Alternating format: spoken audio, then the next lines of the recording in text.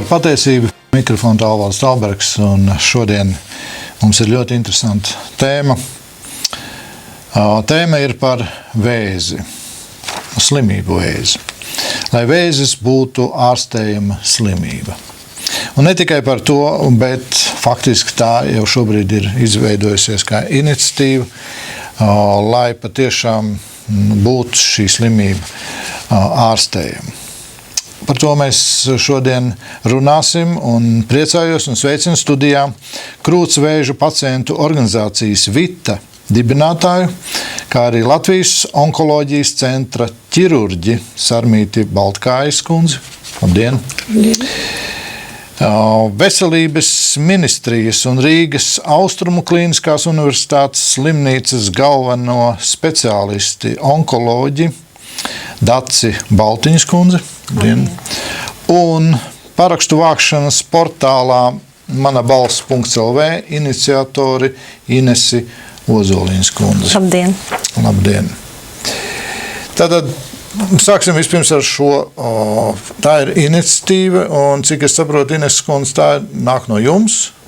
Varbūt es varētu ievadam iesākt ar to stāstu, kāpēc es šajā visā projektā tā kā ņēmu līdzdalību un arī esmu tās iniciators viena no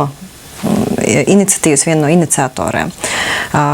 Katram, respektīvi, statistika rāda, ka uzskaitē ar diagnozu vēzi ir vairāk nekā 70,000 cilvēku iedzīvotāji. Un nebūs melots, ja katram no mums ir kaut kur vai no attālāki radinieki, vai no ģimenē, vai no kāds kolēģis vai kolēģi ģimenē ir bijis saistība ar šo slimību. Un tā sanāca, ka arī pirms vairākiem gadiem man tuviem cilvēkiem gadījās arī šī diagnoze un ģimenē vienam cilvēkam. Un kopš tā laika es, godīgi sakot, esmu iesaistījusies kā brīvprātīgi saistībā gan ar ārstu asociācijām, ar onkologu asociāciju, gan ķīmijterapeita asociāciju, gan arī ar pacientu organizācijām un to veidoto aliansi uz dažādiem projektiem, labdarības projektiem, sociāli aktīviem projektiem, gan organizēšanā, gan popularizēšanā un tā tālāk, respektīvi savas ikdienas iemaņas. Es strādāju mārketingā, es arī palīdzu savām zināšanām dažādas lietas realizēt. Un tā sanāca, ka pāris gadu laikā arī iegūts vairāk zināšanas, runājot gan ar ārstiem, gan pacientiem un pacientu organizācijām. Un esam sapratuši to, kad protams, viss saprotams, ka valstī ir naudas tik, cik ir, bet onkoloģijai tā piešķirtais finansējums ir kādā 4. 5. vietā, neskatoties uz to, kad pēc mirstības un saslimstības mēs esam 2. vietā aiz sirds un asinsvadu slimībām. Un arī pat Veselības ministrija to nenoliedz, un arī Veselības ministrija savās politikas iniciatīvās ir ielikusi iekšā paredzējusi budžetu, ko viņi redzētu, ka katru gadu vajadzētu piešķirt onkoloģijai, un tie būtu 10 miljoni eiro gadu. Šis gads arī visiem... Sarunājas 10 miljoni kopā, jeb šobrīd ir vajadzīgs vēl 10 miljoni. Vēl tā kā papildus tās jaunās politikas iniciatīvas. Kāda summa tiek piešķirt vispār? Ja nemaldos, tie ir kaut kādi 40 miljoni. Es ļoti rupji šobrīd saku, bet tā ir tā aptuvenā summa. Bet ir jāsaprot, ka tas pacientu loks ir tie 75,000. Un atgriežoties pie tās iniciatīvas, tad arī šis gads ir pasludināts arī visai nozarei sadarbojoties ar Veselības ministriju par vēža modrības gadu. Šis ir nākošais? Šis. Kurš jau tūlīt beidzās? Jā, kas tūlītās beidzās. Bet ir iesāktas vairākas iniciatīvas un patiešām ir pievērsta lielāka uzmanība vēzim, vēža ārsteišanai, diagnostikai, rehabilitācijai. Bet mēs saprotam, ka gads beidzās un vajadzētu kaut kādas reālas darbības un turpināt to visu iesākto. Nav nekādas bijušas? Ir noteikti dažādas darba grupas, noteikti kaut kāds, bet tas virzās vislēnām. Tas ir runāšanas grupas, sauksim, tad atklāt. Es pieļauju, ka Baltiņas kundze par to varēs vēlāk vairāk pateikt un pastāstīt, bet tā doma, ko es gribēju iesākt, ir to, ka šī iniciatīva par tiem 10 miljoniem eiro kā papildu budžetu ir tā kā nobeigums šim onkoloģijas gadam ar mūsu mērķi pateikt, ka nekas nav apstājies, nekas nebeigsies, mēs turpināsim teiksim, un to pacientu ģimeņu vārdā, un kad izdotos mums caur portālu Mana balss savākt 10 000 parakstus, tad šī iniciatīva nokļūtu Saeimā, un tad jau būtu Saeimas jautājums tā kā lemt tālāk vai uzlikt tā kā par pienākumu vai meklēt risinājumus kopā ar Finanšu ministriju par šiem 10 miljoniem eiro gadu. Es vēl gribēju iestarpināt tikai to pateikt, kad mēs nesakām, ka 10 miljonu eiro tas no gaisa, lai nokrīt mums un kā papildus budžets. Mēs izmantojam arī nedaudz šī brīža situāciju, ka Finanšu ministrija paziņojas, ka viņa vēlas reorganizēt mikro uzņēmumu tā kā to režīmu nodokli, un ir paziņojis, ka tur viņiem redz saskat ļoti daudz miljonus iegūmus gadus, kas tā kā ieplūdīs papildus budžetā, un ka arī pat Finanšu ministrija teikusi, ka viņi ir gatavi šo tā kā papildus budžetu ienākumus budžetā novirzīt veselībai un sociālām lietām, tad mēs saskatām, ka šī mūsu iniciatīva varētu arī ļoti labi iestarpināt veiksmīgā laikā, piemēram, nākamgad, lai mēs arī varētu pretendēt šo budžetu. Statistika patiešām ir tāda, ka, jūs sacījāt, 75 000 ir slimnieku. Ir uzskaitē. Ir uzskaitē, tas ir bišķiņas. Un tas ir gandrīz 40% vairāk nekā 10, 11 gadus atpakaļ? Tas, ko arī ar ārstu organizācijas un arī ko pat valsts saka, respektīvi Veselības ministrija un slimību profilakses kontroles centrs, ka pacienti pieaug. Līdz ar sabiedrības novecošanos pacientu skaits pieaug. Un šis vienkārši parāda to statistiku lielā mērā tās tendences, kad šī slimība, tā kā, slimnieku skaits tikai pieaugs. Jā. Kāpēc tās nosaukums, lai vēzis būtu ārstējama slimība? Faktiski šī slimība ir ārstējama. Par to arī runā tieši ar, protams, visās šajās darbībās iesaistīta arī ārstu organizācijas, kas aktīvi ņem dalību un tā kā tās ir arī līdzdarbojoties ar pacientu organizācijām.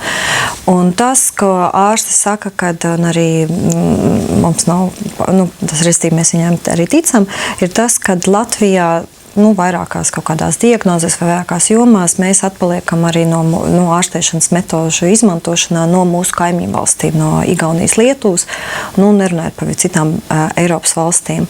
Un tas, ko ārsti arī mēģina panākt un arī ko pēc viņi atbalsta šo iniciatīvu, jo viņi saredz šeit iespējas tā kā pilnveidot un izmantot jaunākas metodes ārstēšanā. To, ko es sāku stāstīt, to savu stāstu par to, kad man paziņu lokā, restīvi ģimenē tuvu draugi lokā bija šāds gadījums, tad viņiem bija tā, kad cilvēkam, vīrietim jaunam pateica, kad valsts jums var piešķirt šādas ārstēšanās, restīvi visu to nodrošināt ārstēšanu, bet ja jūs būtu Igaunijā, Lietuvā, tad piedodiet, jums būtu stāva augstāks, labāk izmantot mēķiterapijas zāles un tā tālāk, ko varētu izmantot, bet, diemžēl, Latvijā viņas neapmaksā. Un tajā brīdī arī, piemēram, mēs paši sākām interesēties un par iespējām par kaut kādas labākas, bet, protams, šīs zāles ir ļoti, ļoti dārgas, un tas ir viens no iemesliem, kāpēc valsts arī no savas puses viņas neiekļauj kompensējumās. Šī gadījumā jūs minējāt jauns cilvēks. Jā. Un atvainojos, ka jūs varat arī neatbildēt rezultāts. Rezultāts ir ārstēšanās vēl joprojām, bet katrā ziņā ir izdevies tāds patiešām no bezcerīgas situācijas notika brīnums, un šajā gadījumā notika brīnums. Paldies, tā. Sarmītas kundzes organizācija Vita, jūs esat dibinātāji. Ar ko viņa nodarbojas? Tas sākums bija tāds, ka 92. gadā man atbrauc kolēģi no Stokholmas, ginekoloģiene.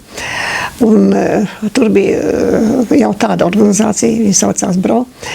Izrādās, ka visā pasaulē ir 40 valstīs šādas organizācijas, kas apvienojās zem viena karoga.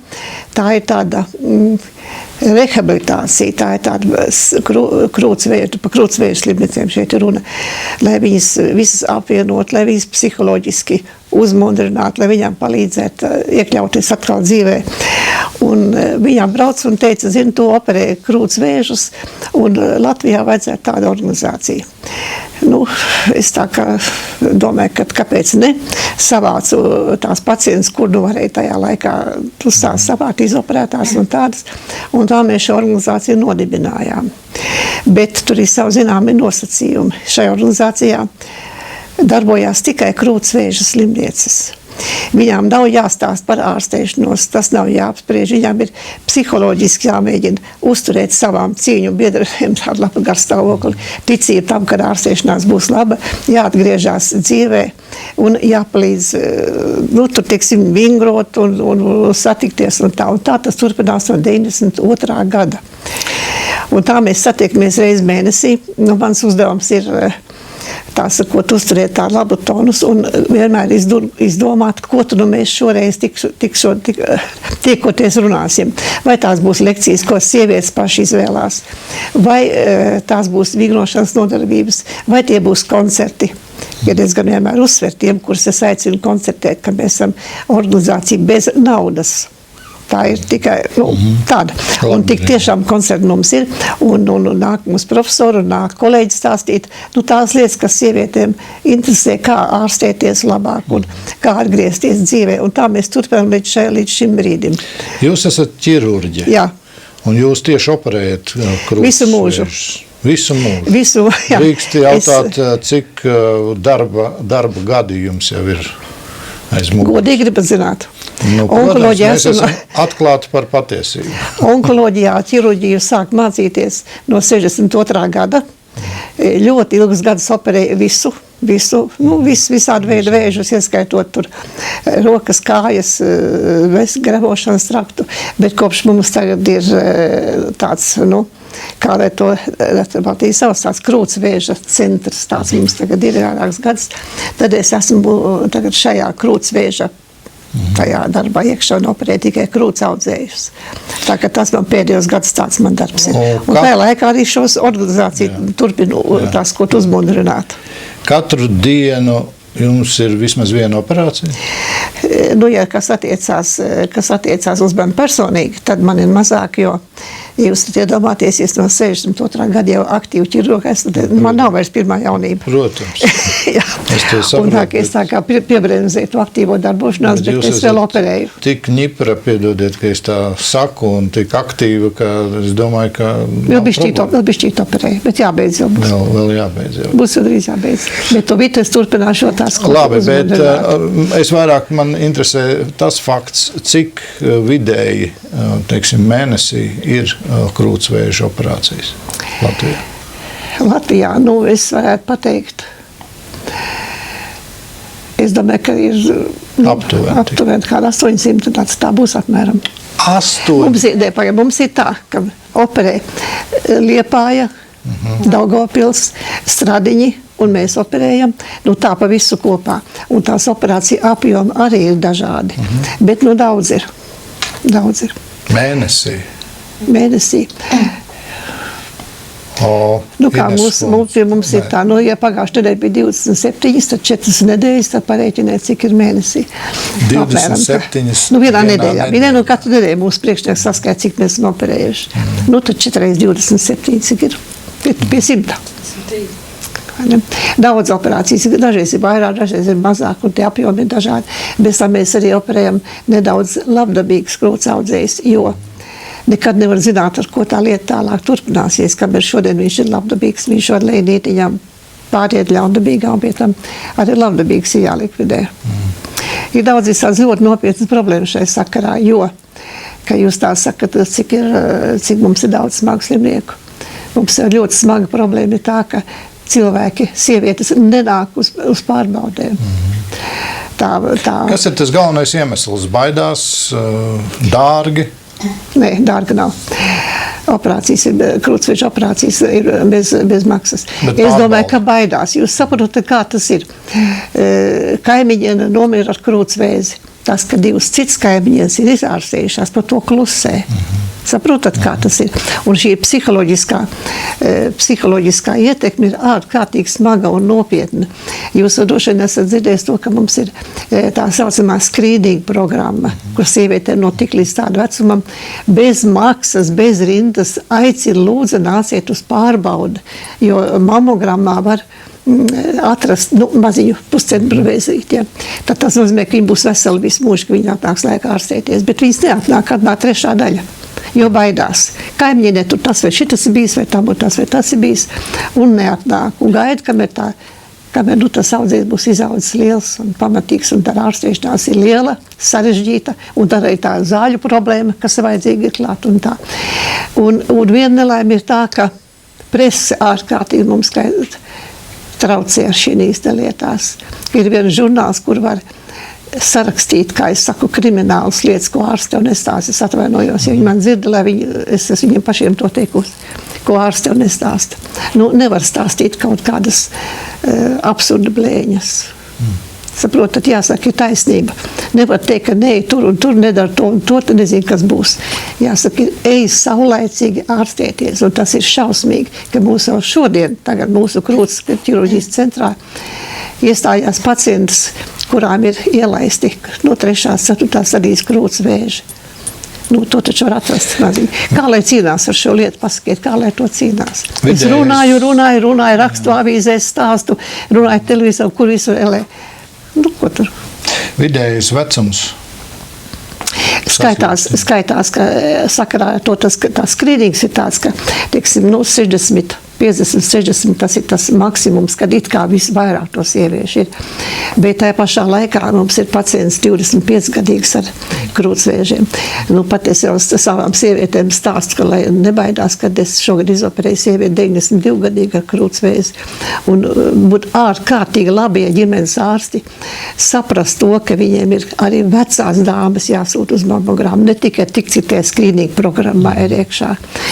Kāpēc man ģimenes ārsts nesūt, man ir 75 gadi, viņš saka, es neesmu vairs tajā programmā, bet viņai ir vēzis, saprotat, un jāārstē. Viņi tāpat grib dzīvot. Kvotas ir, ne? Kādas kvotas? Kvotas nebija, tas ir, to nesaka to vārdu, tas ir tā kā... Tas man tracina, tas vārds kvotas, tas man tā kā... Nē, pareizi, man arī tas tracina. Kā var būt kvotas? Tas nozīmē dzīvu cilvēku kvotas. Jā. Piedodiet, tas ir atklāti, tad runāsim. Mums ir kvota, tik un tik, mums ir vajadzīgi dzīvi cilvēki. Pārējie, piedodiet, mirstiet nost. Viņš var atnākt, bet tad viņam ir jāmaksā lielāk nav, bet tā vecām nabaga pensionāriem tā lielā nav. Es domāju, ka tāda kvota, ka tā vispār saknē būtu jālikvidē. Tas ir cinisms. Manā uztverē, manā uztverē tas ir cinisms. Un tāpat vecums. Labi, tu neesi vairs tajā skrīninga programmā iekšā. Bet tu esi 75, 80 gadi, tu tāpat gribi vēl dzīvot. Un jāiet ārstēties laiku, saulaicīgi ārstēties. Mums ir nodaļā liela daļa pat sieviešu, kuras ir 75, 80, 85 gadīgas. Tām taču arī gribās dzīvot. Viņam ir tiesības dzīvot un ārstēties pareizi, vai ne? Ir tā. Jā, man prieks, ka mūsu studijā ir Dace Baltiņas kundze. Jūs vislabāk laikam zināt, jo jūs esat pati galvenā onkoloģija visā valstī. Jūs zināt šo situāciju, jūs dzirdējāt, ko Sarmītas kundze sacīja. Jūsu skatījums kāds ir? Vispirms es gribētu kliedēt to pārpratumu par tiem slimnieku skaitu Latvijā. Viena lieta ir kopējais slimnieku skaits, kas šobrīd Latvijā jau ir vairāk kā 78 000, un šajā kopā ietilpst visi pacienti, kam jau kad mūžā ir noteikti šī diagnoze. Pirms gada, 5, 10, varbūt pat pirms visiem 30 gadiem. Un tas, ka šis cipars, kā jūs minējāt, gan arī par 40% ir pieaudzis pēdējo 10 gadu laikā, tas būtu jāvērtē drīzāk pozitīvi, nevis negatīvi, jo tas nozīmē, ka ar vien vairāk mūsu vidū ir cilvēki, kuriem ir bijuši šī vēža diagnoze, bet viņi ir dzīvesveiki un veseli un ir joprojām mūsu vidū. Cita lieta šīs akcijas sakarā, ka 78 000, tas ir ļoti iespaidīgs skaits. Iespējams, kad apmēram 5, apmēram 20% varbūt nekad neatgriezīsies ar vēzi. pie medicīnas darbiniekiem, bet lielākā daļa, diemžēl, arī tā ir pasaules pieredze, tas nav tikai Latvija kā izņēmums, agrāk vai vēlāk nonāks ar jau slimības atkārtošanās, ar varbūt jaunu audzēju, ja? Tātad, kas prasīs šos līdzekļus, tātad tiem, kuri skaita naudu, un tai finanšu ministrijai par to ir jādomā, ka šo cilvēku skaits neizbēgami augs, un nevis tāpēc, ka pie mums ir slikti, bet tāpēc, ka tā ir dabīgā evolūcija. Būtiskāks ir no jauna saslimušo gadījumu skaits. Jā, es tomēr gribu jautāt jums, dabīgā evolūcija vēzis? Nē, dabīgā evolūcija ir tā, ka vēzis šobrīd sabiedrībā neapšaubām ir slimība, kas ir mūža otrajā pusē. Latvijā pēc mūsu statistikas datiem tuvu 90% ļaundabīgu audzēju ir pēc 50 gadu vecuma. Tātad, ja tas ir labs rādītājs, ja, vidēji? Vidēji, protams, ja mēs bieži runājam ārprāts tik jauni saslimst, tad to jauno gadījumu īpatsvars uz kopējo slimnieku fonu, protams, ir neliels. Bet, ja mēs runājam sabiedrību noveco, cilvēki ilgāk dzīvo, un viņi, tā tautā runājot, nodzīvo līdz savām vēzēm, ja? Tātad tā ir viena medaļas puse. Briesmīgi skan vārdu, nodzīvo līdz savām vēzēm. Patīk vai nepatīk, valstīs, kurās ir ārkārtīgi labi attīstīta cīņa ar kardiovaskulārām slimībām, onkoloģija sāk apsteigt sirds asinsvadu slimības. Un tad, kad man kādreiz studenti vai žurnālisti jautā, cik traki, ka onkoloģija ir otrā vietā mirstības ziņā, es saku, jūs zināt, ka 3. vietā ir ārējie nāves cēloņi, un ja apmainīt vietām, tas nebūtu labi. Bet kāpēc ar vienu progresē tieši vēža slimība? Kāpēc pieaug no jauna reģistrēto gadījumu skaits? Kas ir tas iemesls? Pārtika, gaiss, ūdens?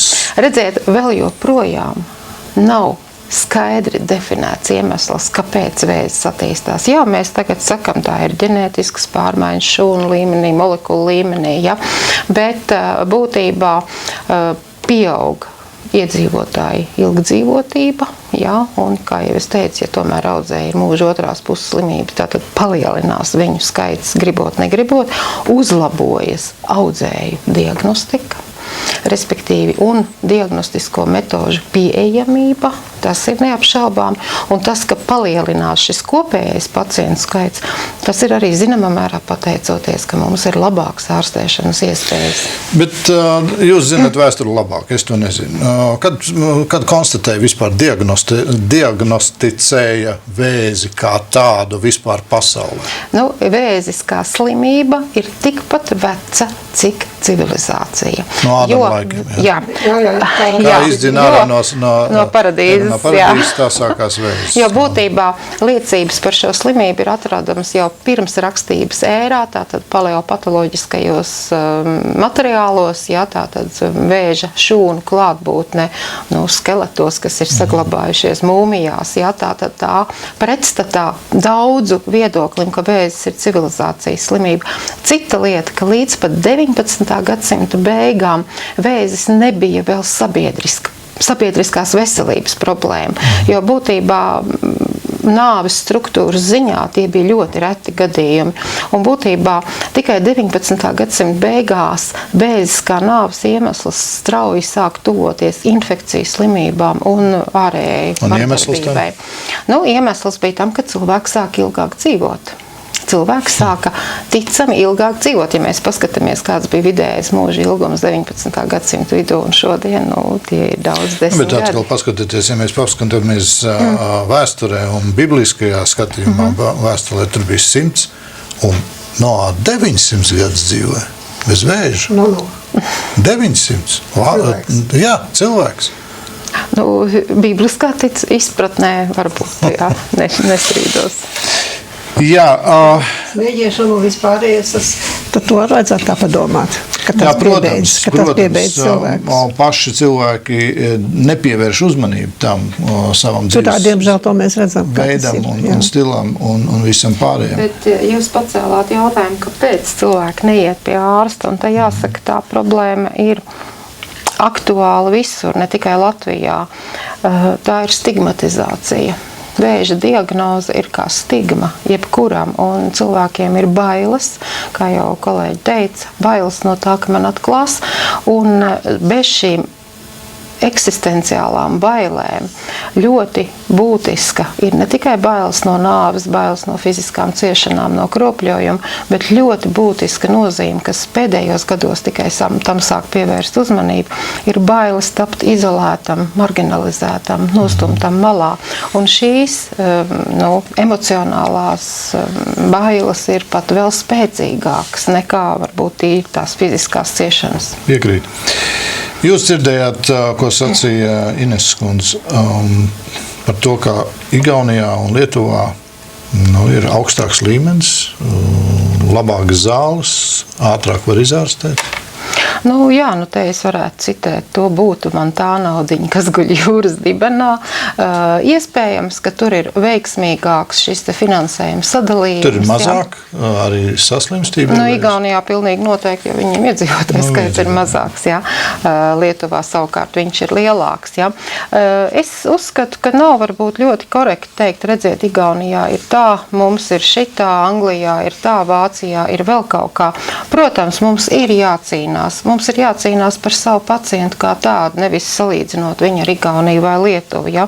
Un vēl es gribētu teikt, ļoti bieži publiskajā telpā izskan viedoklis, mums nav jaunu zāļu. Saprotiet, onkoloģijā zāļu vērtība nosaka viņu efektivitāti. Ir efektīva vai nav efektīva.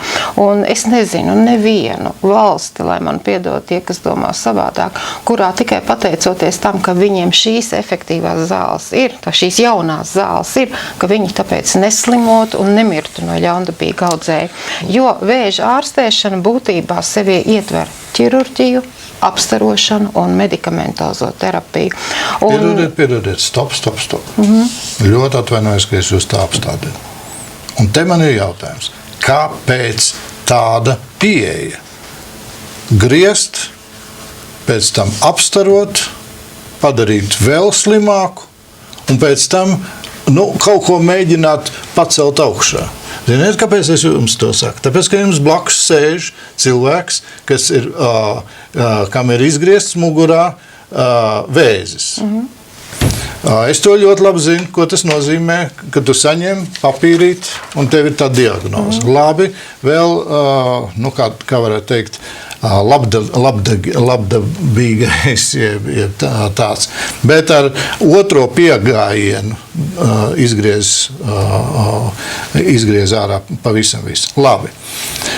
Bazālos šūnu vēzis. Faktiski arī nav tik ļoti bīstams, jeb nav uz nāvi. Viens no mierīgākiem. Pareizi. Es aizēju pie ārsta.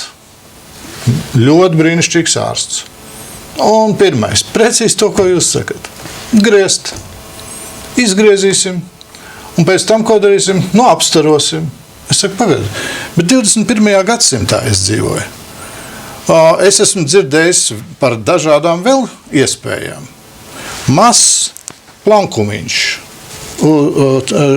šeit, uz pleca. Ne uz pleca, uz rokas. Griezt. Labi, es saku, bet ziniet, kā būtu, teiksim, ir tāda zāles, un es nebaidos viņas reklamēt. Aldaris smērīt.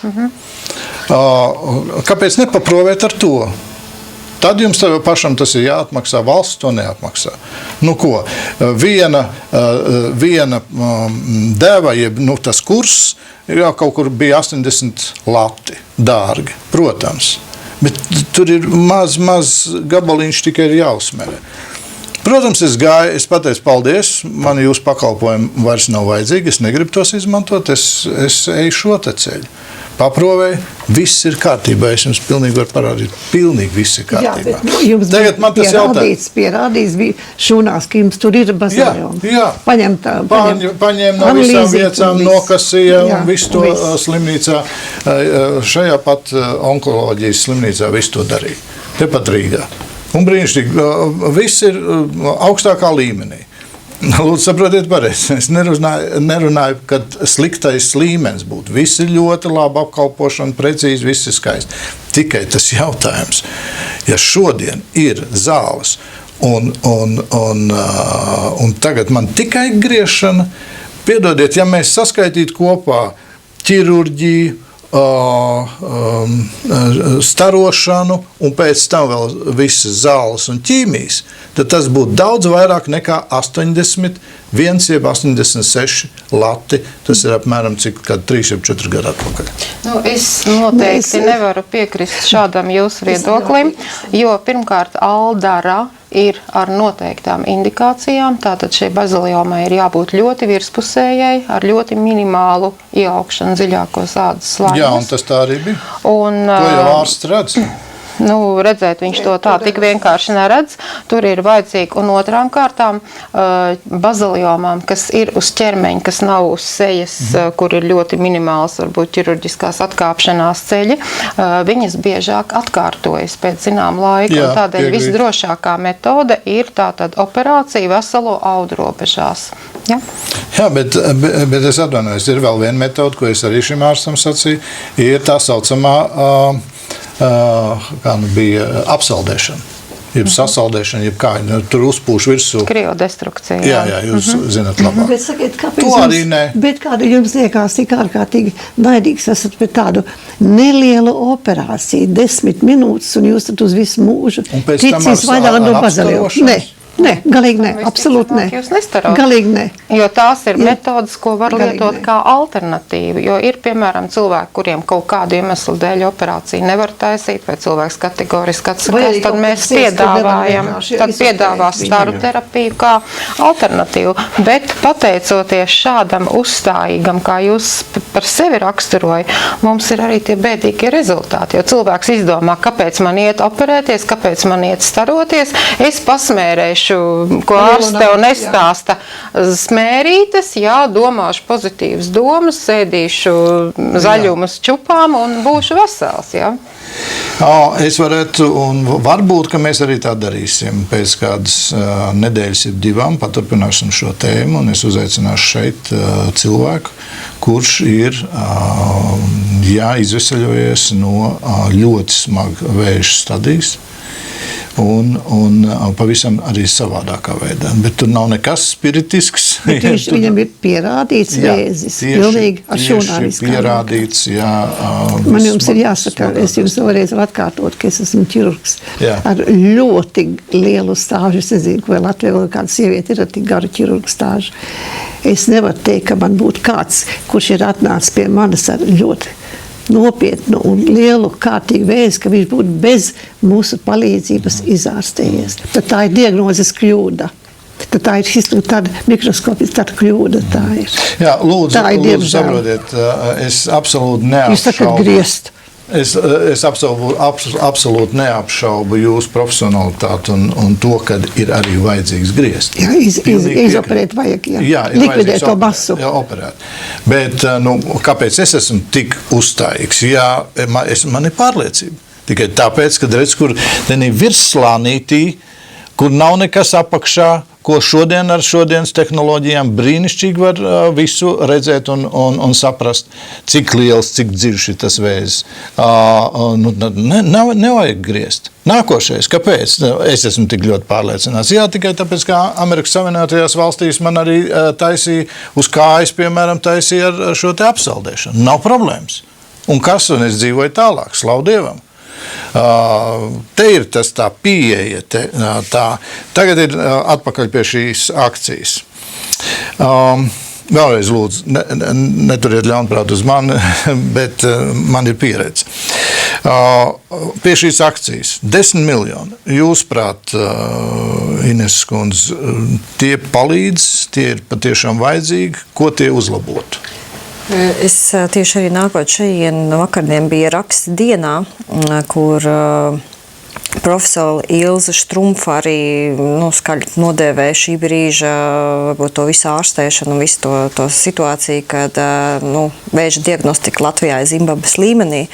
To pašu, labi, maigākiem vārdiem saka gan onkologa asociācija, gan arī onkologa ķīmijterapeita asociācija.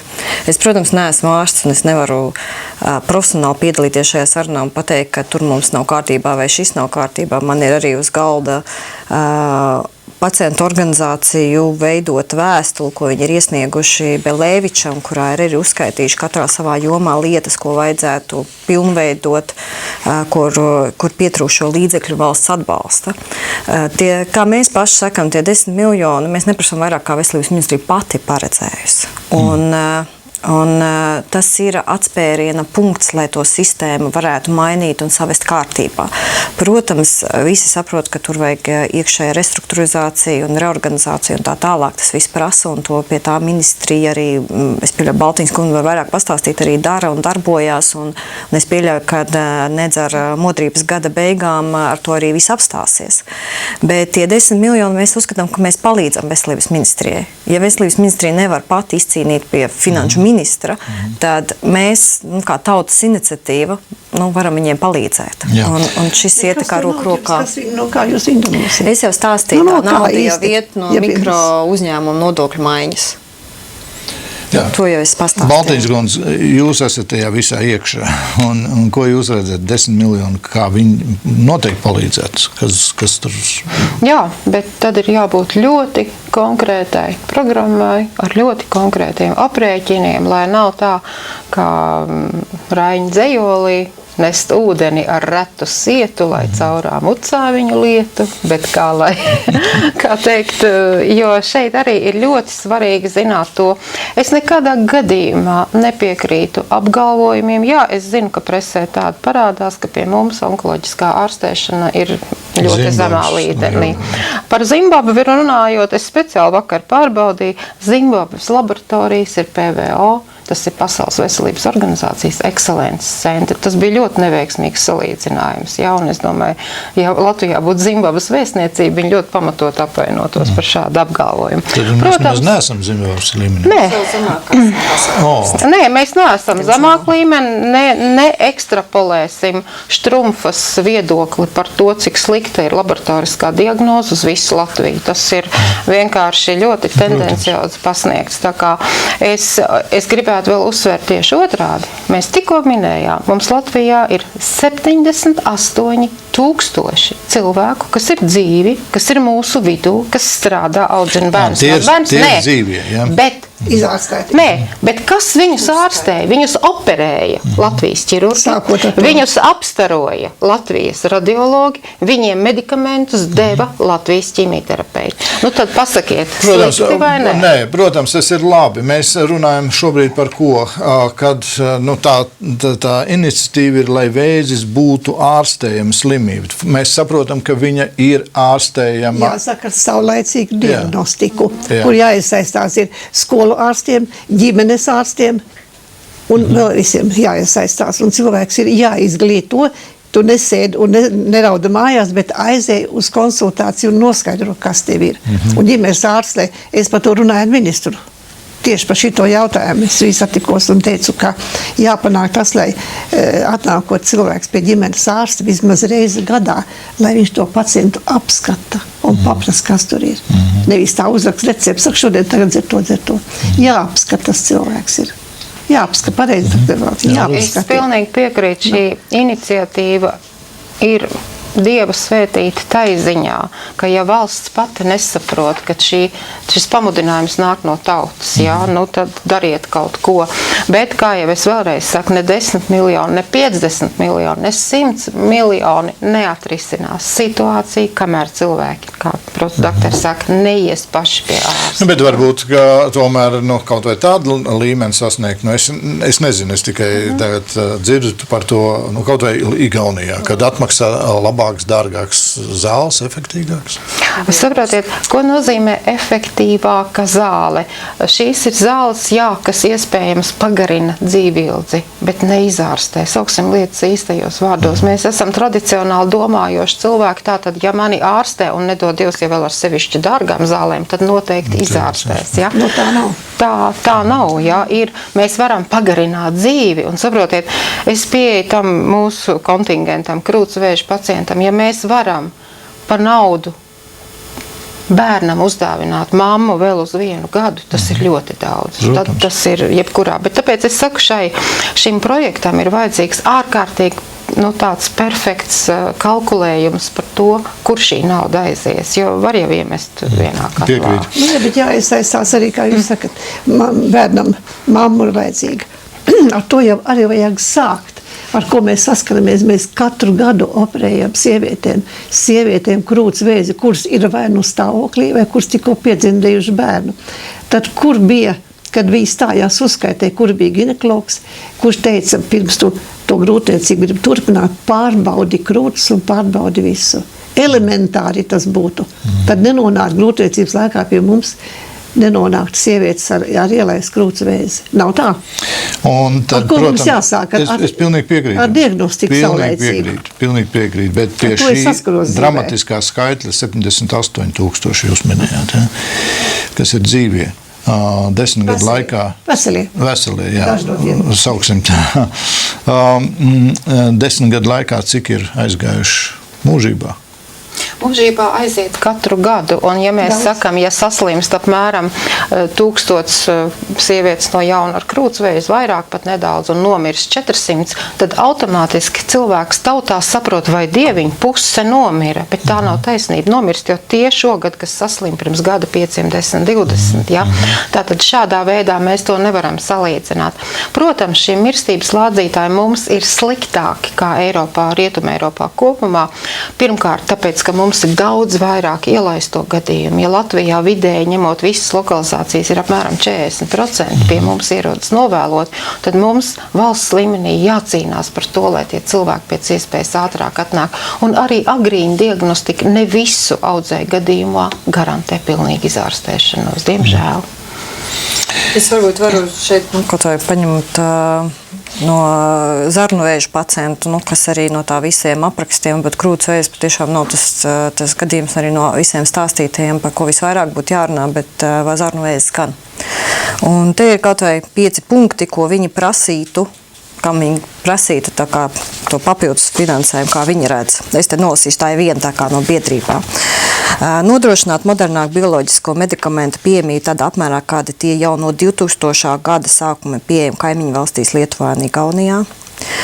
Veikt izglītošanu iesaistošas aktivitātes, lai uzlabotu agrīnās diagnostikas un skrīninga rādītājus. Ja. Mēs arī šobrīd respektīvi Veselības ministrija strādā pie zaļā koridora, kas, runāsim godīgi, vienkārši šobrīd Latvijā nestrādā. Trešais, veikt izmaiņas pieejamos testos, nodrošināt mūsdienīgu testu un biomarķieru pieejamību, kas ļautu uzlabot diagnostikas procesu un palielināt testu lietotāju skaitu, nodrošinātu onkoloģiskie izmeklējumi pieejami pacientiem bez maksas 1 mēneša laikā, novēršot garās rindas, kas ir šobrīd, nodrošināt pacientu vajadzību izpēti attiecībā uz palīglīdzekļiem, nodrošināt arī izvēles iespējas. Šobrīd pieejamie palīglīdzekļi lielākoties neatbilst pacientu vajadzībām, to kvotas ir pārāk mazas. Šāds ir daudz, katra biedrība sarakstīs to savu, no savu skatu punkta, bet tas ir tikai, tās ir pacientu biedrības noteikti ārstu biedrībām un ārstiem un slimnīcām ir vēl savs redzējums. Jo es kā minēju, ne jau tikai šī profesora, arī zinu, kad ķīmijterapeita asociācija nesen organizēja, man liekas, Baltīņas kundze arī piedalījās diskusija, bija ar ministru kungu un tam līdzīgi par lietām, kur vajadzētu un redz šo, kur nepieciešama uzlabojuma, kur nepieciešams valsts atbalsts un tā tālāk. Tā kā tā diskusija ir aktuāla un tie 10 miljoni, tas ir, es negribu teikt piliens jūrā, bet tas ir kaut kāds atspērienu punkts un ņemot vērā to situāciju. Jā, paldies jums. Visā lieta pasaules agrīnas diagnostikas un cilvēku izglītošanas. Jums par zināšanu šīs žurnāls, ko ārsts tev nestāst, viņš laikam gada sākumā iznāca. Tur bija pirmā žurnālā bija, es atvainojos, absolūts muļķības par vienu tēmu sarakstīts. Un es viņiem sazvanījos, viņi atsauc nākamā žurnālā to savu un uzrakstīja. Bet es domāju, ka tad ir Apinas izdoda jaunu žurnālu. Ko ārsti stāsta. Par ko informē tā tas ir. Es arī tur esmu runājusi, ja? Ko informē cilvēks. Bet tautu vajag izglītot. Tā taču tas ir. Sieviete brauc ar bērnu ratiņiem, mazu zīdēns, īstaigā un smēķē un telprak smēķē. Paldies jums. Mums ir jānoslēdz raidījums. Es jums vēlu visu to labāko.